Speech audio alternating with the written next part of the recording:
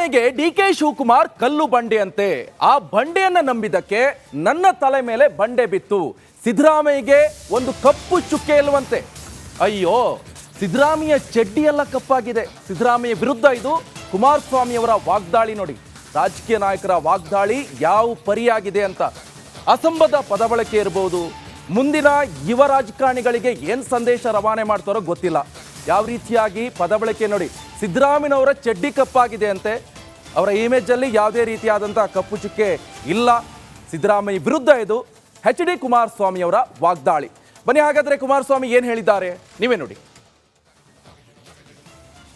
ಇಲ್ಲಿ ನೋಡಿದ್ರೆ ಇಲ್ಲಿ ಏನು ಹೇಳೋದು, ನಿನ್ನೆ ಹೇಳಿದ್ದಾರಲ್ಲ, ಒಂದು ಕಪ್ಪು ಚುಕ್ಕೆ ಇಲ್ಲ ನನ್ನ ಮೇಲೆ, ನಾನು ಮುಖ್ಯಮಂತ್ರಿ ಆಗಿದ್ದನ್ನ ಸಹಿಸ್ತಾ ಇಲ್ಲ, ಹಿಂದುಳಿದವನು. ನೀವು ಹಿಂದುಳಿದ ವರ್ಗದ ಮುಖ್ಯಮಂತ್ರಿ ಅಲ್ಲ, ರಾಜ್ಯದ 6.5 ಕೋಟಿ ಜನತೆಯನ್ನು ಪ್ರತಿನಿಧಿಸ್ತಕ್ಕಂಥ ರಾಜ್ಯದ ಮುಖ್ಯಮಂತ್ರಿ ಅನ್ನೋದನ್ನ ಮೊದಲು ಇವತ್ತು ಸಿದ್ದರಾಮಯ್ಯನವರೇ ನೀವು ಕಲ್ತ್ಕೋಬೇಕು ಅನ್ನೋದನ್ನ ಹೇಳಲಿಕ್ಕೆ ಬಯಸ್ತೇನೆ. ಬಹುಶಃ ಅದ್ಯಾರಪ್ಪ ನನ್ನ ಸ್ನೇಹಿತ ಒಬ್ಬ ಹೇಳ್ತಿರ್ತಾನೆ, ಈಗೆಲ್ಲ ನಾನೆಲ್ಲೋ ಕಾಕಿ ಚಟ್ಟಿ ಭಾಳ ಬಿಗಿಯಾಗಿ ಕಟ್ಕೊಂಡಿದ್ದೀನಿ ಅಂತ ಹೇಳಿ ಯಾವಾಗಲೂ ಹೇಳ್ತಾ ಇರ್ತಾನೆ. ಬಹುಶಃ ಸಿದ್ದರಾಮಯ್ಯನವರ ಚಡ್ಡಿ ಎಲ್ಲ ಕಪ್ ಮಾಡ್ಕೊಂಡ್ಬಿಟ್ಟವ್ರೀಗ. ಕಪ್ ಚುಕ್ಕೆ ಮುಖದಲ್ಲಿ ಕಾಣ್ತಿಲ್ಲ ಅಂದ್ರೆ ಏನು ಮಾಡೋಕ್ಕಾಗತ್ತೆ? ದೇವೇಗೌಡರನ್ನ ಪ್ರಧಾನಮಂತ್ರಿ ಮಾಡಿಬಿಟ್ರಂತೆ. ತೆಗೆದಿದ್ದು ಯಾರು ಹೇಳಪ್ಪ? ದೇವೇಗೌಡರು ನೀವು ಪ್ರಧಾನಮಂತ್ರಿ ಮಾಡಿದ್ರ, ಕುಮಾರಸ್ವಾಮಿನ ನೀವು ಪ್ರಧಾನಮಂತ್ರಿ ಮಾಡಿದ್ರ, ಮುಖ್ಯಮಂತ್ರಿ ಮಾಡಿದ್ರ? ಅದೇ ಕುಮಾರಸ್ವಾಮಿನ ಮುಖ್ಯಮಂತ್ರಿ ಮಾಡಿದ್ದು ಸನ್ಮಾನ್ಯ ಯಡಿಯೂರಪ್ಪನವರು ಬಿಜೆಪಿ ಅನ್ನೋದನ್ನ ಘಂಟಾಘೋಷವಾಗಿ ಇಲ್ಲಿ ಹೇಳ್ತೇನೆ. ಅವತ್ತು ಆ ತೀರ್ಮಾನ ಹೃದಯದಿಂದ ತೀರ್ಮಾನ ಮಾಡಿದಂಥದ್ದು ಯಡಿಯೂರಪ್ಪನವರು, ಬಿಜೆಪಿಯ ನಮ್ಮ ಹಿರಿಯ ನಾಯಕರುಗಳು. ದೆಹಲಿ ನಾಯಕರು ಅವತ್ತು ಬಂದಿರಲಿಲ್ಲ. ಯಡಿಯೂರಪ್ಪನವರು ನಾವು ಇಬ್ಬರೇ ಕೂತು ಚರ್ಚೆ ಮಾಡಿದ್ವು ಸರ್ಕಾರ. ಧರ್ಮಸಿಂಗ್ರೆ ತೆಗೆದುಬಿಟ್ರು ಅಂತೀರಿ. ಯಾತಿಗೆ ತೆಗೆದ್ರು? ನಿಮ್ಮಂಥ ನಾಯಕತ್ವವನ್ನು ಜನತಾದಳದ ಕಾರ್ಯಕರ್ತರು ಈ ಸಿದ್ದರಾಮಯ್ಯನವರು ಕೊಟ್ಟಿದ್ದೇನಿದೆ, ಮುಖ್ಯಮಂತ್ರಿ ಆಗಬೇಕು ಅಂತಕ್ಕಂಥ ಹಂಬಲದಲ್ಲಿ ಅವತ್ತು ಜನತಾದಳ ಮುಗಿಸ್ಲಿಕ್ಕೆ ನೀವು ಹೊರಟ್ರಿ. ಈ ಪಕ್ಷ ಉಳಿಸ್ಲಿಕ್ಕೆ, ಈ ಪಕ್ಷದ ಕಾರ್ಯಕರ್ತರನ್ನ ಉಳಿಸ್ಲಿಕ್ಕೆ ಅವತ್ತು ಕುಮಾರಸ್ವಾಮಿ ಸನ್ಮಾನ್ಯ ಯಡಿಯೂರಪ್ಪನ ಜೊತೆ ಸರ್ಕಾರ ಮಾಡಿದ್ದು. ಮುಖ್ಯಮಂತ್ರಿಯಾಗಿ ನೀವು ಪ್ರಾರಂಭ ಮಾಡಿದ್ದು ಮೊದಲನೇ, ನಾನು ಯಾವ ದ್ವೇಷದ ರಾಜಕೀಯ ಮಾಡಿಲ್ಲ. ನಾನು ಬಹಳ ಅತ್ಯಂತ ಸ್ವಚ್ಛಚಾರಿತವಾಗಿ ಮಾಡಿದ್ದೇನೆ. ಇಲ್ಲಿ ವಿಜೇಂದ್ರ ಅವರಿಗೆ ಹೇಳ್ತಾ ಇದ್ರು, ಅವ್ರ ಫೋಟೋ ಇಟ್ಕೊಂಡು ಪೂಜೆ ಮಾಡಬೇಕಾದಂಥ ನೀವು ಅವರ ಮೇಲೆ 15 ಡಿನೋಟಿಫಿಕೇಶನ್ನ ಯಾವುದೋ CAG ರಿಪೋರ್ಟು, ಈ ರಾಜ್ಯದ ಇತಿಹಾಸದಲ್ಲಿ CAG ರಿಪೋರ್ಟ್ಗಳನ್ನೇನು ಕೊಡ್ತಾ ಇದ್ದಾರೆ, ಎಷ್ಟು ಅಕ್ರಮಗಳಾಗಿರೋದನ್ನ ಕೊಟ್ಟಿದ್ದಾರೆ CAG ರಿಪೋರ್ಟ್ನಲ್ಲಿ. ಯಾವುದ್ರ ಮೇಲೆ ನೀವು ಕ್ರಮ ತಗೊಂಡಿದ್ದೀರಿ? ಯಡಿಯೂರಪ್ಪನವ್ರ ಮೇಲೆ ಒಬ್ಬರನ್ನು ಬಿಟ್ಟು. ಇವತ್ತು ಯಡಿಯೂರಪ್ಪನವ್ರನ್ನ 82 ವರ್ಷ ಯಾವುದೋ ಸುಳ್ಳು ಕೇಸ್ ಫಿಕ್ಸ್ ಮಾಡಿ ಜೈಲಿಗೆ ಕಳಿಸ್ಲೇಬೇಕು ಯಡಿಯೂರಪ್ಪನವ್ರನ್ನ ಅಂತ ಹೇಳಿ ಹೇಳ್ತಾ ಇದ್ದೀರಿ.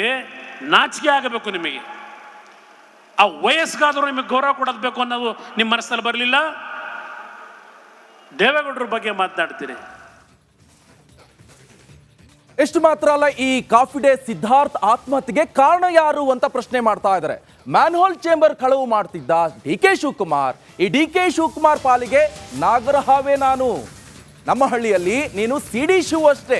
ಇದು ಕುಮಾರಸ್ವಾಮಿ ಅವರ ವಾಗ್ದಾಳಿ. ಇದು ನಿಮ್ಮ ಯೋಗ್ಯತೆಗೆ ಏನ್ ಬಿಚ್ಚಿಡ್ತಾರಪ್ಪ? ಬಿಚ್ಚಿ ಕುಮಾರಸ್ವಾಮಿ ಮೇಲೆ ಕಣ್ಣಾಕಿದ್ರೆ ಸರ್ವನಾಶ ಆಗ್ತೀಯ.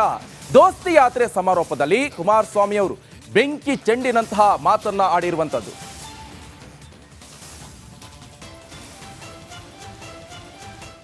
ಹೇಳಿದ್ದಾರೆ ಶಿವಕುಮಾರ್ ಅವರು, ನನ್ನ ಮಗನ ರಾಜಕೀಯದ ಭವಿಷ್ಯಕ್ಕೆ ನನ್ನ ಅಣ್ಣನ ಮಗನನ್ನ ಜೈಲಿಗೆ ಕಳಿಸಿದ್ದೇನೆ ಅಂತ ಹೇಳಿ ನನ್ನ ಮೇಲೆ ಈ ವೇದಿಕೆ ಮೇಲೆ ಹೇಳಿದ್ದೀರಿ.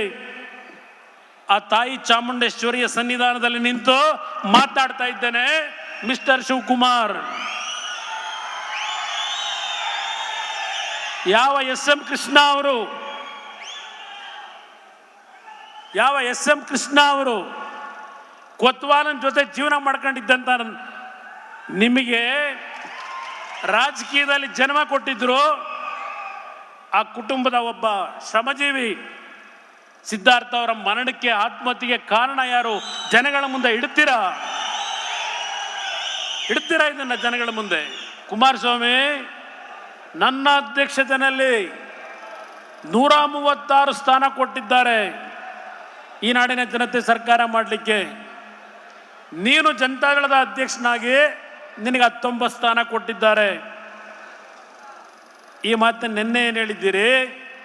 ಅದೇನೋ ಸಿದ್ದರಾಮಯ್ಯನವರ ಪರವಾಗಿ ಕಲ್ಲು ಬಂಡೆ ಥರ ನಿಂತವ್ರಂತೀಗ ಈ ಶಿವಕುಮಾರು ಸಿದ್ದರಾಮಯ್ಯನವರು ಮುಂದುವರಿಲಿಕ್ಕೆ ಬಂಡೆ ಥರ ಇದ್ದೇನೆ ಅಂತ ಹೇಳಿದ್ದಾರೆ. ಬಹುಶಃ 2018-19 ಇದೇ ಬಂಡೆ, ಕನಕಪುರದ ಬಂಡೆ ಕುಮಾರಸ್ವಾಮಿಗೆ ಟ್ರಬಲ್ ಶೂಟರು, ಕುಮಾರಸ್ವಾಮಿ ರಕ್ಷಣೆ ಮಾಡೋನು ಅಂತ ಹೇಳಿ ಮಾಧ್ಯಮದ ಸ್ನೇಹಿತರು ಭಾಳ ಸ್ಟೋರಿ ಮಾಡಿದ್ರಿ. ಆ ಬಂಡೆ ನಂಬ್ಕೊಂಡು ಹೋಗಿದ್ದಿಗೆ ನನ್ನ ತಲೆ ಮೇಲೆ ಬಂಡೆ ಬಿದ್ದಿದ್ದು. ಆ ಬಂಡೆ ಸ್ವಲ್ಪ ದೂರ ಇಟ್ಟಿದ್ರೆ ಏನೂ ಆಯ್ತಿರ್ಲಿಲ್ಲ ನನಗೆ. ಈಗ ಪಾಪ ಸಿದ್ದರಾಮಯ್ಯನವರಿಗೆ ಈಗ ಬಂಡೆ ಥರ ನಿಂತ್ಕೊತಾರಂತೆ, ಅಲ್ಲಿಗೆ ಮುಗೀತು ಅಂತ ತಿಳ್ಕೊಂಬಿಡಿ ರಾಜ್ಯದ ಜನ. ಜಂತ್ಕಲ್ಲು ನನ್ನ ಮೇಲೆ ಅಧಿಕಾರಿ ಏನೋ ಬರೆದ್ಬಿಟ್ಟಿದ್ದ, ನನಗೆ ಗೊತ್ತಿಲ್ಲ, ನಾನು ಸೈನ್ ಹಾಕಿಲ್ಲ ಅಲ್ಲಿ. ನಾನು ಅಧಿಕಾರಿ ಯಾಕೆ ಆ ಥರ ಬರದ ಅಂತ ಹುಡುಕೊಂಡು ಹೋದ್ರೆ ಅವನು ಯಾರೋ ಆ ಮೈನ್ನ ಬೇಕು ಅಂತ ಹೋದನು ಆ ಮೆಟೀರಿಯಲ್ ಎತ್ತಲಿಕ್ಕೆ. ಅವನ ಹತ್ರ 20 ಲಕ್ಷ ಚೆಕ್ಕಲ್ಲಿ ದುಡ್ಡು ತಗೊಂಡಿದ್ದು ಹುಡುಕ್ದೆ. ಕೋರ್ಟ್ ಮುಂದೆ ಇಟ್ಟಾಗ ನನ್ನ ಮೇಲೆ ಬರೆದಂಥ ಅಧಿಕಾರಿ ಜೈಲಿಗೆ ಹೋದ.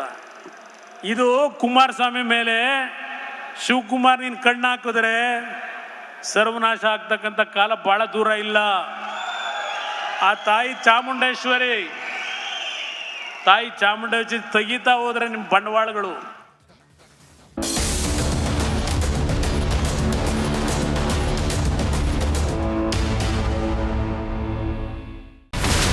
ಇಲ್ಲಿರುವಂತ ಈ ಒಂದು ಗುಡ್ಡ ಕುಸಿದ ಪರಿಣಾಮ ಯಾವ ರೀತಿಯಾಗಿತ್ತು ಅಂತಂದ್ರೆ ಗಂಗಾವಳಿ ನದಿ ಪಕ್ಕದಲ್ಲಿರುವಂತಹ ಉಳುವರ ಎನ್ನುವ ಗ್ರಾಮ ಸಂಪೂರ್ಣವಾಗಿ ಇವತ್ತು ನಾಶ ಆಗಿದೆ.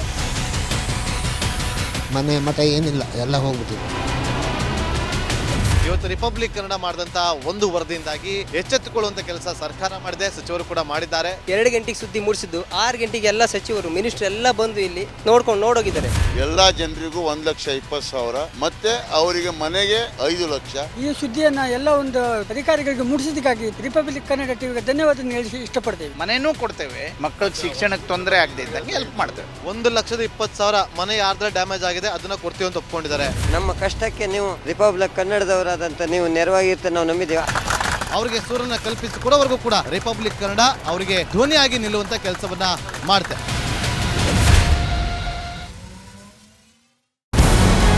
ನಮಸ್ಕಾರ, ಕರ್ನಾಟಕ ಪ್ರೈಮ್ ಟೈಮ್ಗೆ ಸ್ವಾಗತ. ನಾನು ಜಯಪ್ರಕಾಶ್ ಶೆಟ್ಟಿ.